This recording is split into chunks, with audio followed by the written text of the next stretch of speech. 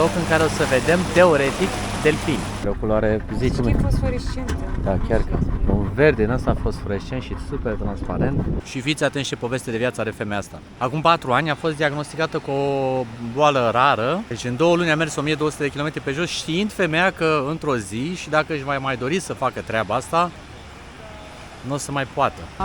Senior, nu. Ia uitați, l-am găsit aici pe Coco. Este un papagal ara. N-am mai mâncat niciodată, n-am mai încercat mâncărică de tentacule de calamar. Așa ne permitem să călătorim mult timp, ca să știți că trebuie să mai faci și sacrificii.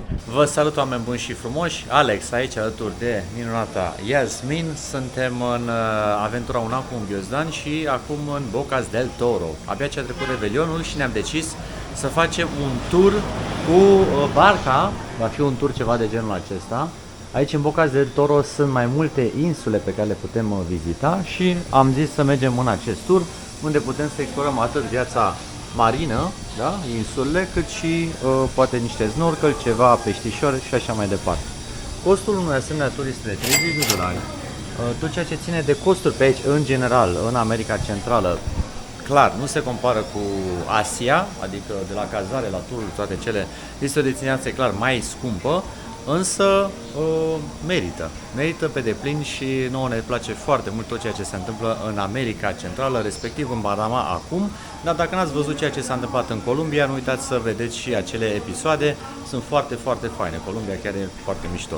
Acestea fiind spuse, o să dăm drumul aventurii în curând, așteptăm să plătim și să ne îmbarcăm, deci stați alături de noi că o să fie o zi senzațională, cu multă apă, nisip din ăla alb, peștișori, delfini și cine știe ce vietăți o să mai găsim, ca să vorbesc și un pic în rime. Și nu uitați să dați un subscribe, este gratuit să faceți asta, și un like ne ajută tare mult la împingerea materialelor noastre, algoritmul ăsta al YouTube-ului. Trebuie să îi explicăm că ne place, așa că înainte de a da drumul materialului, lăsați like-ul deja ca să știți că ați făcut-o și dacă la final nu vă place ce vedeți la noi astăzi, luați-l înapoi. Deal? Hai să-i dăm drumul. Uite că Yasmin a avut o completare foarte bună și anume că turul este de la ora 10 la ora 4, adică totuși ai o grămadă de ore acoperite, ai și 2 drinkuri incluse și da, $30 pe persoană. E decent. E ok, nu? Oh, n-am știut ce s-a întâmplat, deci domnul că l-a venit la recepție a venit pe skateboard-ul ăsta. Hola, senior. Deci ca să explic un pic mai bine, uite, am luat și o hartă aici, ce include turul. Plecăm de aici, mergem mai întâi la, unde a zis Yasmin, la delfini, nu? Aici să vedem delfinii, Bahia de los Delfines. Așa. Apoi la Cayo Coralón de un restaurant unde acolo poți mânca faci și și faci snorkeling. snorkeling. Da. Și după aia mergi la insulele astea două, sau una din ele, Cayo Zapatia, unde tot așa poți stai la plajă și nu știu ce. Da. După aia te întorci iar aici, dacă îți mai ai foame. Mamă. Și după aia cred că te ia pe aici și te întoarce. Mamă, deci o să avem, și aici e cu starfish. Da, dar nu te duce la Starfish. Da. Deci e... e... Tur, dar noi am făcut deja practic turul ăla, dar on our Deci own. merge bam. Ăsta nu poți să-l faci Bam, în euro, bam, înțelegi? Pentru că ăsta n-ai cum să ajungi aici altfel decât cu turul sau cu barca ta privată. Dar aici, la unde am fost noi la Starfish, care e ieșit din poți tur, să mergi cu autobuzul. am mers deja, știi? Că noi suntem pe insula Colon. Deci de-aia și omul ăla de la cazarea noastră este singurul tur pe care îl recomandă cu adevărat, e ăsta care merge la Zapatia. Corect, perfect. Uite că se adună și lumea, hop, am văzut că mai sunt niște oameni din Australia. Facem deja un gang internațional aici și să vedeți ce distracție o să fie. Vremea arată foarte bine, portul este liber. Deja este domnul ăsta după... Gata să Hai că suntem gata de plecare, aproape că am găsit și locuri împreună. Da. Suntem în barcă și n-am prins locuri unul lângă altul, dar suntem aici, vecini la geam. Am prins locuri de la geam totuși, nu? Da, e bine. E bine așa. Da, nu suntem la mijloc, într-adevăr. Când ești la mijloc e cel mai ciudat, așa când ești la geam, ca la avion. Mamă, și uitați cum începe deja să arate apa. Am emoții. Am emoții. De ce mai mă? Păi să ai emoții e bine, e frumos. Nu? Da, femeie bună. Femeie bună, totul e ok. Ce să mai? Și am fost invitați pe o insulă din Canada. Da, pe Vancouver Island. Într-o insulă din Canada? Pe Vancouver Island, da. Păi ne-am făcut prieteni aici internaționali și se pare că... Plus Noua Zeelandă. Deja Plus Noua Zeelandă. Anul viitor, cred că... Da, numai dacă mergem la prieteni. Dați subscribe că avem cont. Anul Anul ăsta. Anul ăsta, da. Deci, practic, numai dacă mergem la prieteni, deja avem. Super bine. Da, chiar a început bine.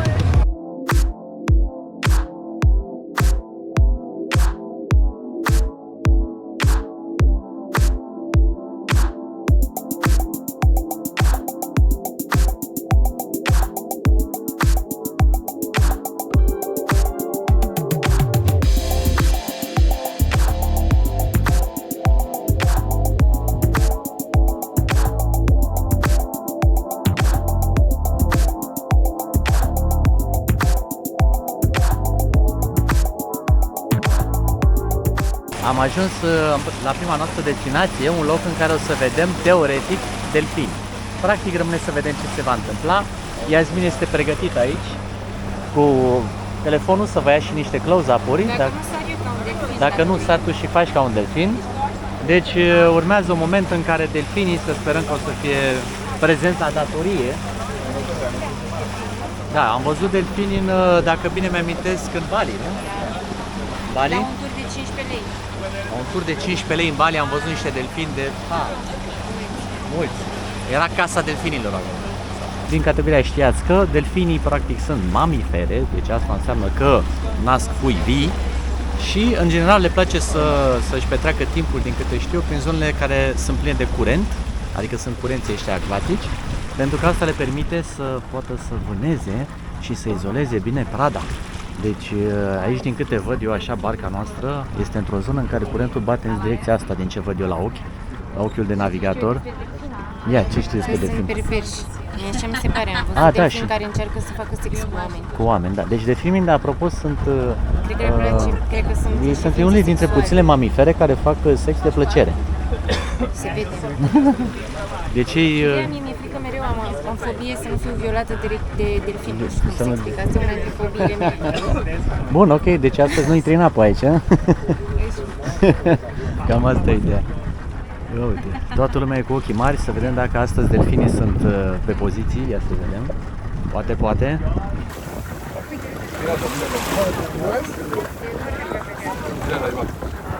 Aha. E o culoare, zici E fosforescentă. da, chiar că un verde în ăsta fosforescent și super transparent. Și se pare că am ajuns la o oprire aici. Yasmin, ce e, un restaurant? Aha, aha, aha, aha. Ia uite ce frumos e. Aici practic vin turiștii, ne așezăm, văd și un tobogan acolo în zare. Și apa asta superbă, foarte mișto. Sper să nu mai muște nimic. A fost mușcată de un pește mare în Indonezia. Sunt traumatizată. E un pic de traumatizată, dar îi trece. Da, era frumos. Știu că am văzut eu la un moment dat un tur Aha. și spunea cineva că și-a comandat de mâncare și că de-abia când s-a întors și-a dat seama că toată lumea mânca și că ei deja comandaseră. Deci tu acum vii la barul ăsta, comanzi de mâncare, dar nu mănânci acum, mănânci la următoarea oprire când va opri aici. Atunci sigur îți va fi foame. Și dacă tu acum nu comanzi și când te întorci îți va fi foame, o să Surprise. fii gen, oh my god, nu mai poți comanda atunci. Big surprise, man. Ok, deci Toată lumea va mânca atunci. da, deci ca Măcar să comandăm și noi ceva ca să nu ne uităm la ceilalți în da, îți farfurie. place și cum se vede ciuful? Ce ciu? Uite acolo. Ole, e părul tău? Da. Doamne. Și uite aici e muzică frumos, încep să intri la snorchi. Te arată foarte mișto totul aici. Unde merge lumea? Băi frate, suntem pe vorba aia în Caraibe, nu? Când zici Caraibe, nu la așa ceva te gândești? Mai încolo. Foarte frumos totul aici. Ne place, ne place. Nu? Foarte frumos e. Este absolut incredibil de frumos. Și bărcile astea, uite cum merg pe aici. Cuțele mangrove. Și mangrovele pe aici. Ce mai vrem, mă, frate? Chiar nu pot să mai cer nimic. Turiști aproape fericiți. Încă cred că își revin după noapțile. Asta costumul meu de baie pe care l-am luat cu $4. Nu, frate, dar prezintă, că mi se pare incredibil ce. Din bochete. Da. Mi-am luat, era un magazin din asta, un fel de outlet cu etichetă, cu totul nou. Și prețurile erau de la $1 până la $5, ceva de genul. Și costumele de baie erau $4 și mi-am luat două costume cu fiecare $4. Super frumoase cu etichetă. Good. Recomand, deci să mergeți, dacă vreți, mergeți cumva în bochete. Nu știu, și acum aș merge în bochete doar ca să-mi iau costume de baie. Dar nu aveam spațiu suficient. Dar n-aveau numai costume de baie, și haine, și pantofi și de toate, dar la costume era marfă. Deci dacă Dacă ajungeți în Bochete, vă scriem exact unde să mergeți, să găsiți marfa aia de calitate. Sperăm că o să mai reziste întreprinzele până atunci, dar ca reper, chiar foarte fain ce a găsit Yasmin. Și aici, deci, se întâmplă partea de comandare, nu? Da. Deci se comandă aici. Știi că ți-am mai spus porcușorul cel nervos, știi, nu? Ia să vedem. Ia uitați, l-am găsit aici pe Coco. Este un papagal ara.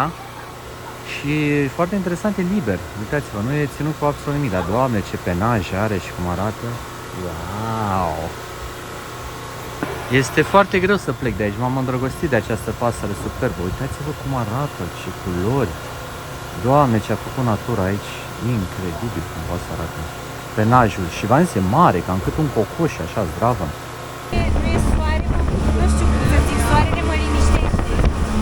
Faptul că e norat și că e soare mă liniștește.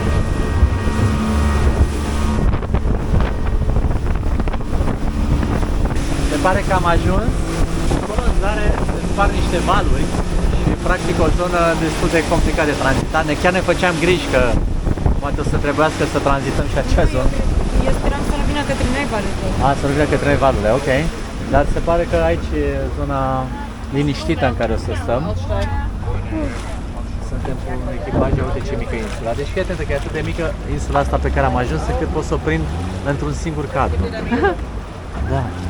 Și apa e foarte frumoasă, nu e foarte mult soare, ceea ce pe mine, sincer, nu prea mă deranjează, pentru că atenție am rămas la pustul gol, uitați-vă cât de roșu sunt. Ai de cap, mamă, dar azi ești mai roșu, mai vrei ce s-a întâmplat. Eu să mai dai un strat. Mai am Pare dat că vreo nimic 4. nu e suficient, băi, de cap, nu cred că am dat ceva mai roșu. Șapca ta nu mai pare la Șapca se pare că nu e chiar atât de roșie pe cât sunt eu.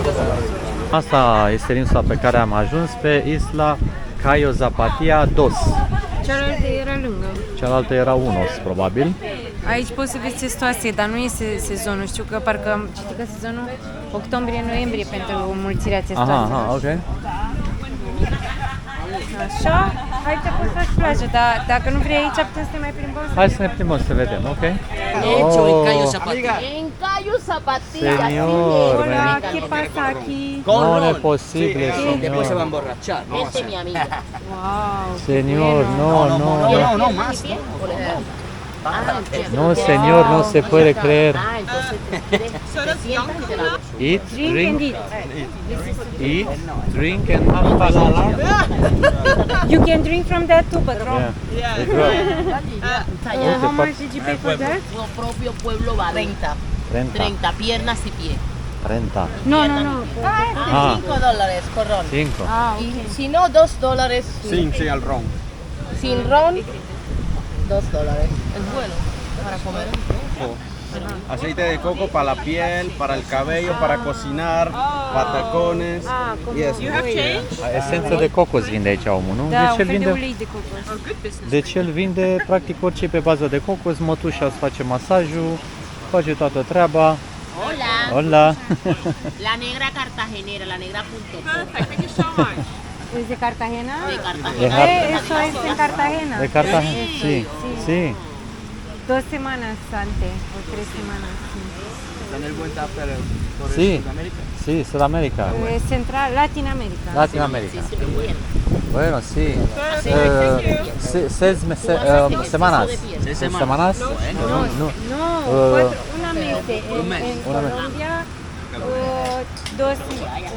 2 semanas aquí. Pero como mucho y bebo 4 meses por año vivamos en Soy Cartagena como... y 8 meses para Italia. Ah. ¿De dónde? Ah, io sei italiano. Ciao, come stai? Pero la... Italiano Cerdeña es una isla. Amiga, destápalo. Ok, Alex. Scuzate. Wow. Așa Ai se începe plătit? ziua, nu? Nu arăta Trebuie la să oameni. și plătim? Nu, aici, nu știu de ce culoarea asta la nuca de cocosie, cred că este Nu se fata. știa. Chao. Iau. Ahora se vienen a hacer más tarde. Ce părere, nu știu. Gracias. Wow, dar ce peisaj pe aici exotic, măi, azi mi, măi. Ce frumos arată totul și ai văzut ce mișto erau oamenii ăștia? Uite, vezi că aici nu mai bate vântul, ți-am zis, după colț. Știi? Deci oamenii ăia Da? erau italieni și locuiau 4 luni pe an în Cartagena Așa? și 8 luni în Italia. Iar doamna de le făcea masajele din Cartagena. Ce stai să De-aia faci? făcea codițe, că acolo e cel mai bun loc unde să-ți faci Am codițe. înțeles, da, ce Că tare. ele au cultura asta. Deci tu îți dai seama cât ai înțeles aici doar în 5 minute de conversație, cred că e un loc bun să stăm aici. Pare Da. exact la fix, adică bam, bam, avem și acolo așa, avem și încolo niște Ia prieteni. puțin, deci nu poți să avem mai și vezi nucă cât de de bună e. cocos. Deci e atât de moale. Încet, te rog, mănâncă încet. Mmm, Mănâncă încet și așa toată e zeama din ea cum ar delicioso, veni. delicioso. E foarte uleioasă. mm, Super bună. ok. Hai că deja e bine. Mucho gusto. Mama mia, dar chestia asta chiar este foarte bună. Combinația asta de nucă, uitați-vă cât de groasă e. De nucă cu rom chiar este o combinație super bună a zilei. Am zis că nu mai bem de azi, dar nu știu ce s-a întâmplat. E greu. Dăm nuca aici și alea. Gracias. După ce am E băut, nuca cu buline. da, după ce am băut nuca, ne-a dat la o parte coaja, uite, a rămas intactă. A ciopărțit-o și e gata de mâncat. Comer. De comer, dar să te văd eu cum o comer. Nu știu așa din ea ca din măr. Da, ia, vezi să nu-ți rămână cumva lucrurile dentare. Ia, de când mă apuc eu să urc mai bine. Deci dacă îți bagi dinții în toată treaba asta, s-ar putea să iasă nasty. Aha, bun. Bună, buonissima. În timp ce stăteam aici și savuram o nucă, Yasmin îmi povestea despre o doamnă pe care am întâlnit-o, bine, noi am întâlnit-o de vreo 2 nopți așa, de Revelion, dar am stat astăzi și am discutat puțin mai multe cu ea, ne-am întâlnit la o cafea, fără să vrem, întâmplător așteptăm barca. Și fiți atenți ce poveste de viață are femeia asta. A fost diagnosticată Yasmin, nu? Acum 2 ani? Acum aproximativ.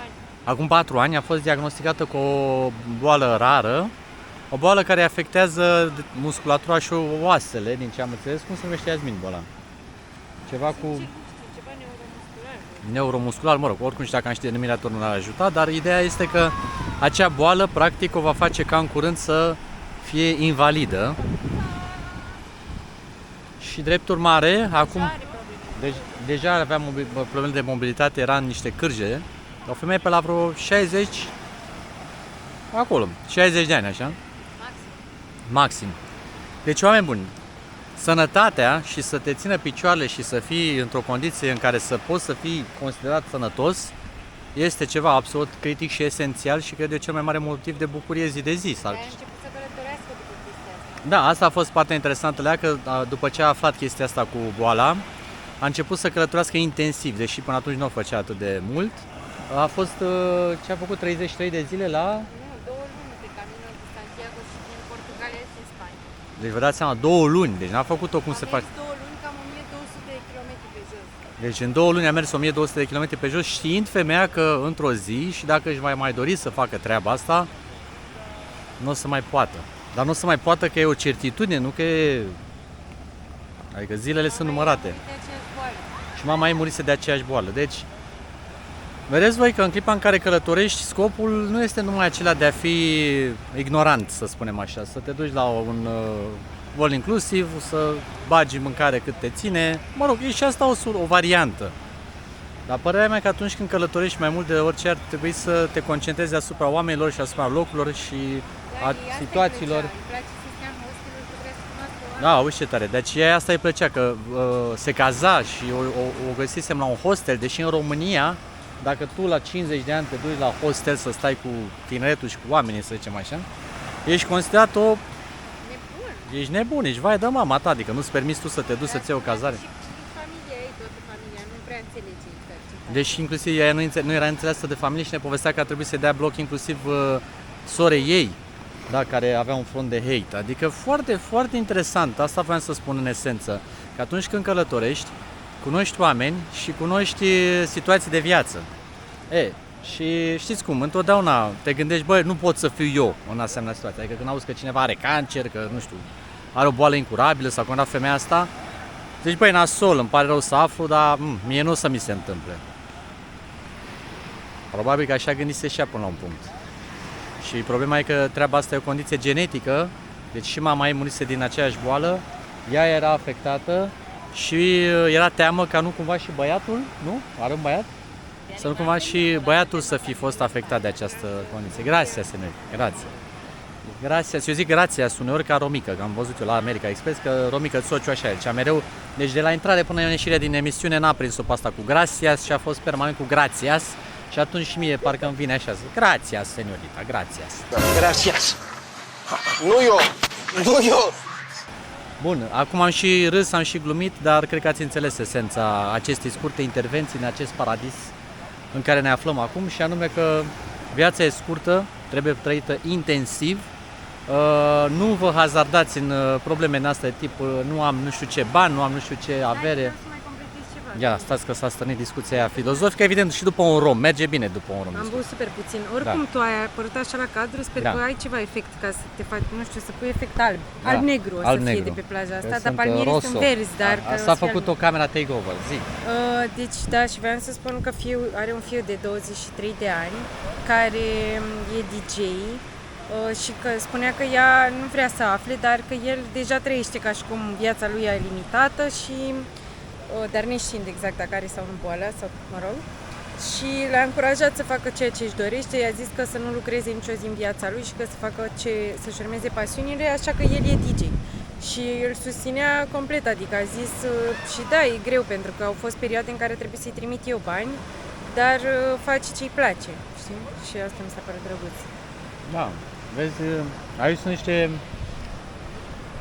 exemple, să spunem așa, de viață, de umanitate. Nu zicem că e bine, că e rău, că... Nu, e viața fiecăruia. Dar trezirea pe care a avut-o femeia asta la un moment dat în viață, vedeți, a fost și din cauza acestei boli pe care o avea și practic asta mă întreb eu, oare chiar trebuie să te lovească o boală în asta să ai o trezire? Noi cu asta lucrăm cu noi zi de zi, adică vrem să ne bucurăm la maxim de tot ceea ce se întâmplă în viețile noastre și de ceea ce planeta asta frumoasă, pământul ăsta, Dumnezeu și ceea ce ne înconjoară ne are de oferit și nu ne găsim nicio secundă scuze să nu facem ceva. Pentru că scuze sunt 1000, adică pui mei, și să venim astăzi aici, aveam o grămadă de scuze pe care le-am fi putut invoca să nu venim. Da, dar totuși, ce am în viață, important dar tu, în timp ce spui lucruri importante, mănânci nucă mai bine? Nucă, da? Vreau să vă fac poftă de nucă. Deci... Ca să veniți aici să nu mai aveți scuze asta. Exact. Era reclamă la la nuca de coca. Eu mă duc până în apă. Hai, du-te. Deci asta e. Fără scuze, faceți-o. Bucurați-vă de viață. Viața e frumoasă. Mamă, ia uitați ce scoică a găsit aici Yasmin. Doamne, ce frumos. E plin de scoici pe aici. E altceva. Trebuie să țin la mea, bucură. Ce mai mult să caut lucruri în apă. De multe ori discutam cu Yasmin cât de interesantă este natura și cum putem găsi anumite forme din aceasta, inclusiv în corpul nostru. Adică uitați-vă un pic la coralul ăsta, da? Arată ca un plămân, ca un os, ca un, nu știu, niște alveole pulmonare. Uitați-vă ce forme poate să aibă. E spectaculos ce poți să vezi în natură. La fel cum e și nuca, de altfel. Zici că nuca sunt emisferele cerebrale. Zici că e un creier când deschizi o nucă. Cum vi se pare? Ce părere ați mine? Vorbeam aici că în natură de multe ori găsești elemente pe care le găsești și în corpul uman. Da. Dar asta nu știu ce ar putea fi. Eu am zis că ar putea fi ca niște alveole pulmonare. Da, așa mă gândesc și eu. Nu? Da. Fascinant. Dar cât de frumos e să caut scoici în apă. Mi-mi place foarte mult. A găsit Yasmin aici niște căști de crab. Unu. Da, uite cum e de mobil. Pare Are că... articulație, vezi? Aha. Pare că a fost ceva, o luptă, Da. s-a întâmplat ceva. Ne-am pus aici unde pe fundal, oamenii ăștia și-au făcut și un mezamplas așa cu fructe de mare, cu fructe de mare, pădure. de pădure. Da, pentru că am găsit eu acest mic perete de vânt. Să nu spui că se și mișcă. Nu, da. Vezi câte mișcări poți face, face așa cu creștereta satin, face așa. Și e foarte mobil, micuțul. Da. Sper să se odihnească în pace. Pa, micuț! Rest in peace. Și asta am făcut, practic ne-am ascuns după peretele ăsta, că pentru că bate vântul incredibil de tare din partea aia început, se vede pe mare. Și evident că aici, în spatele acestui boschet, nu bate absolut deloc. Ceea ce e foarte bine. Ne putem bucura de nuca de cocos. Știți că din anul nou se încep rezoluțiile. Ah! Oh my god! Deci dacă ne punem alea puțin mai jos, așa. Și din anul nou, știi, ca de luni, te duci la sală, te apuci de aia, mănânci mai sănătos. Alex, de astăzi începe programul de flotări. Haide, Alex, Da, păi scopul, ca să se și înțeleagă, este că vreau să scap un pic de, cum se numește? grăsime și să fii mai sănătos, practic. Să te Și simți, da, adică să țâțele astea arăți mai bine și să te simți mai bine. mi-au Așa era crescut un pic reclama la țâțicile Activia. astea, da? Era o reclamă la Activia, cred. Și îți dădeau și bani înapoi. Haide, Deci iubire, mamo, cum se numește? Grafie. Nu, cum mamografie? Mai bine. Mi-au crescut țâțele și vreau să dau burta jos. Hai, Da. flotări. Hai. Hai, uite. În pantă? Cum e în pantă? E mai bine sau e mai simplu? Greu. În pantă atunci, păi, dar ce? Da. A, în jos? Da. Hai, dar doar fă, nu mai Câte contează. bucăți? Nu știu, apucă-te, 2. Două. Glumea, mai bine, câte poți? 10 măcar, hai. Ia uitați-vă. Oh, a venit și apa și l-a luat. A trecut pe lângă tine un băiat care pare că s-a apucat de mai de mult de flotări, dar fără nicio grijă că și tu ai timp. A trecut pe lângă tine un băiat care se apucase de mai mult timp de flotări. Și era mai Uite, bine? da, păi da. Ah, ora se startul de mică. Da, dar nu contează pentru că și tu ai început de astăzi și o să fie... Mamă, deci să rămâneți cu noi aici ca să vedeți evoluția. Forțau. Deja, wow, se vede deja. Tracțiuni. Mama, e negrit și mai rău? Da. Da, a fost frumos, dar mie îmi place când stau la plajă să fie soare, mi dă vibe mai bun. Și apa, mă rog, apa era călduță, dar când ieșai era vânt și nu era soare.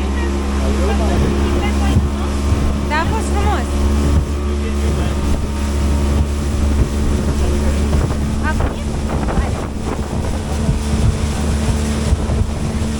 Hai! Come on, come on.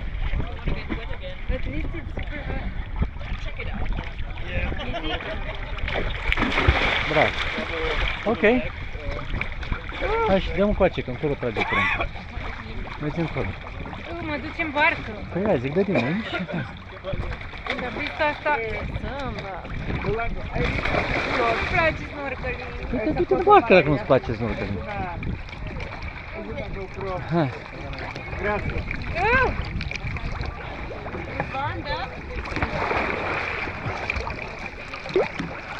Zi-mi tu dacă e ceva în apă.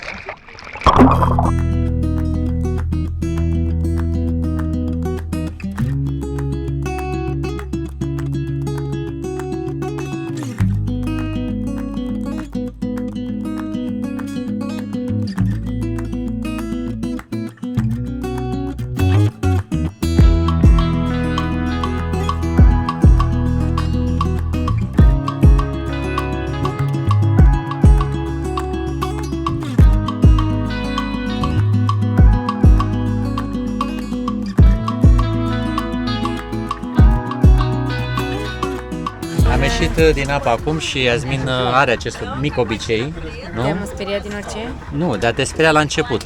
Da, pentru că dacă n-am mai făcut de mult, nu știi cum reacționezi și... Adică nu mai mi-amintesc, știi, ca la schi, trebuie să uite la început. De exemplu, trebuie să înveți că poți să respiri prin paiul ăla. Eu când îmi pun prima dată ochelarii și ăla pe față, am impresia că gata, nu mai pot respira.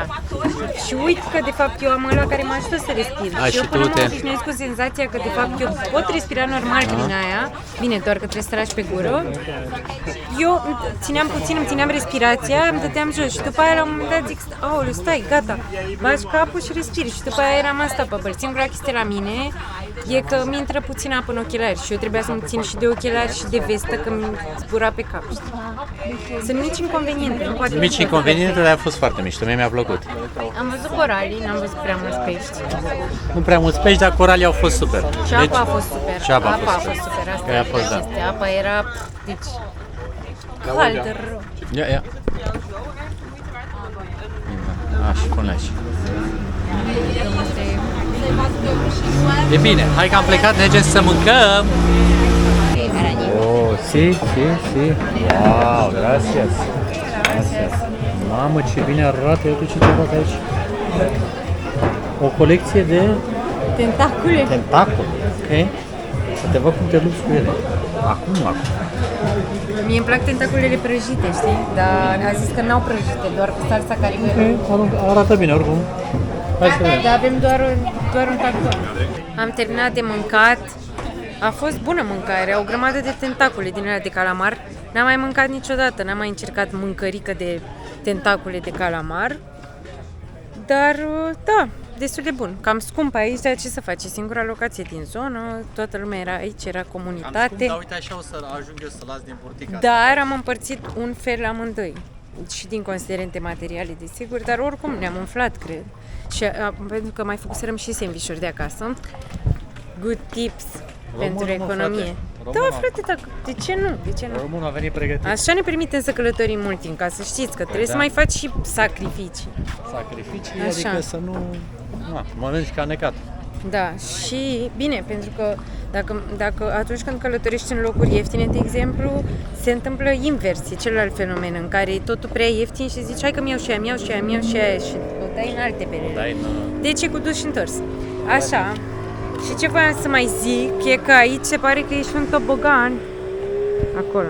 Și eu acum am aflat că poate dacă știam, nu mai mâncam și mâncare, deci am să-mi petrec timpul pe tobogan. Da? Da. Poți să încerci și are. Mă rog, atât voiam să vă zic, am fost un takeover, să vă zic despre calamari. Pa, pa! Ce e rece? Nu neapărat, de ce rece?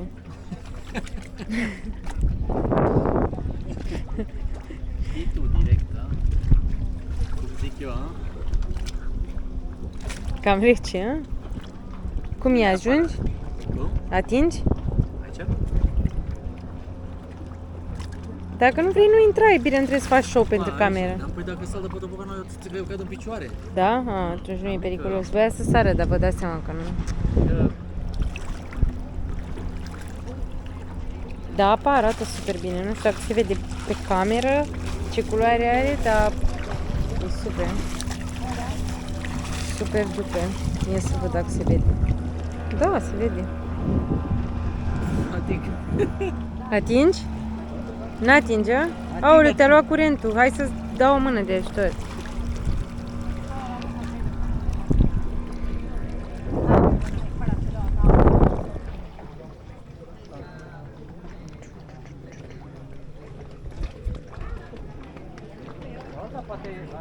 Este un banc. Mamă, dar câți pe... Stai puțin, ăștia nu-s pești. Astea sunt alge. Nu, ăștia sunt pești. Da, aia sunt pești, nu sunt alge, vechi să prinsese. Păi, eu am crezut prima dată că sunt pești, dar bă, frate, cum să fie atâția?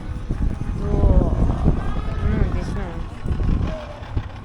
Are balta pește, nu? Are balta pește grămadă.